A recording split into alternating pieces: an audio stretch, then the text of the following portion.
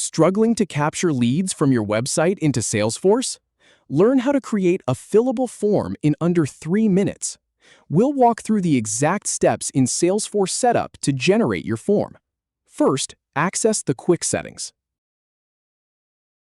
Start by clicking the gear icon in the top right to open Quick Settings.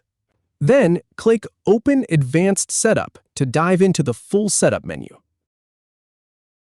In the Quick Find box, type Web to filter the options.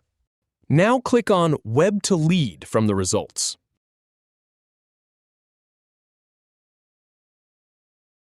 Click Create Web to Lead form next to the Edit button. In the Return URL field, type the URL where users should land after submitting.